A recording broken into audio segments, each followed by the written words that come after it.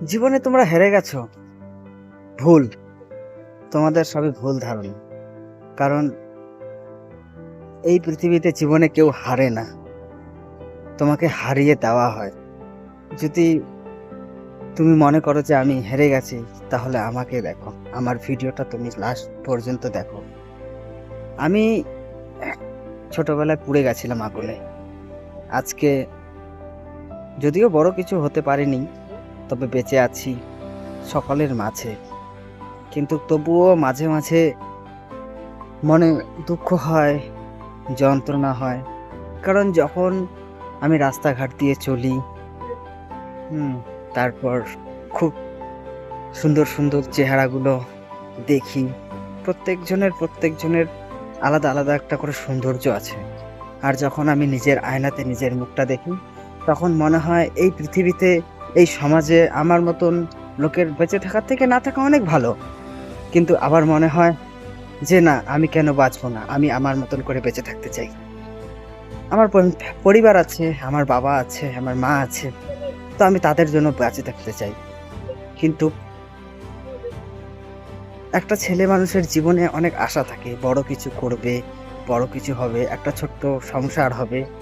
তো আমাকে তো দেখে মনে হয় না যে আমার জীবনে কেউ আসবে বা আমার একটা ছোট্ট সুন্দর সংসার হবে, তাই না?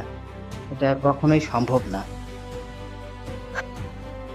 তো আমি সেটা নিয়ে বেশি কিছু ভাবি না। আমার সংসার হোক বা আমার জীবন কেউ আসুক। কারণ কি, আজকালকার যুগে ভালো মনের কোনো জায়গা নেই।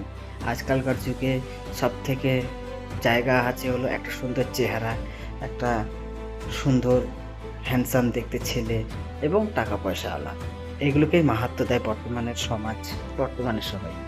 তো আমি এইভাবেই বেঁচে থাকতে চাই, তোমাদের ভালোবাসায়, তোমাদের আশীর্বাদে। তোমরা আমাকে একটু সাহায্য করো, আমি এগিয়ে যেতে চাই। এক সময় ভাবতাম যে আমি আমার জীবনটা শেষ করে দেব, কিন্তু যখন আমি ফেসবুক, ইনস্টাগ্রাম বা ইউটিউবের মধ্যে অনেকেই দেখি যে আমার মতন আরও 4-5 জন আছে বা অনেক আছে, তারা ঠিক তাদের জীবনটাকে গুছিয়ে নিয়েছে। হতে পারে মুখ আমাদের কুৎসিত, কিন্তু আমাদের মন কখনোই কুৎসিত না। কুৎসিত বানায় এই সমাজ। যখন আমাকে কেউ রাস্তায় জিজ্ঞাসা করে, কিরে তোর মুখটাতে কি হয়েছে, তখন আমার উত্তর দেওয়ার মতন কিছু না থাকলেও নিজেকে মনে হয় আমি অ্যাকচুয়ালি কুৎসিত।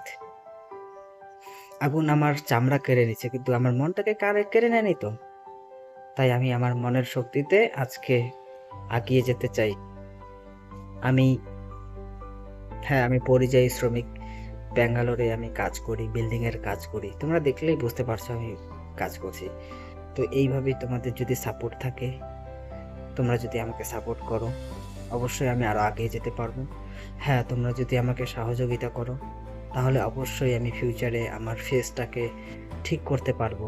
যদি ঠিক করতে পারি, তাহলে অবশ্যই আমিও আমার একটা ছোট্ট সুন্দর ঘর গোছানোর স্বপ্ন দেখব, তাই না? তো তোমরা আমাকে অবশ্যই সাপোর্ট করো। স্বপ্ন তো অনেকই আছে, অনেক। কার না জীবনে স্বপ্ন না থাকে, তাই না? স্বপ্ন সবারই থাকে। তোমারও স্বপ্ন আছে, বাড়ির সবারও স্বপ্ন আছে। সেরকম আমিও একটা মানুষ, আমারও স্বপ্ন আছে। কিন্তু সব স্বপ্ন হয়তো সত্যি করতে পারবো না।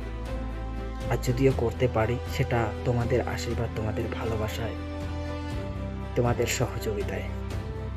তো ভিডিওটা যেখান থেকেই দেখছো, আমাকে একটু সাপোর্ট করো, আমাকে একটু আশ্বাস দিও কমেন্টসে, তাহলে আমি অবশ্যই থাকতে পারবো। আর কিছু কথা বলছি না, এর পরবর্তীতে ভিডিওতে অবশ্যই আবার দেখা হবে। ততক্ষণ তোমরা সবাই ভালো থেকো, সুন্দর থাকো, একে অপরকে ভালোবেসে থাকো।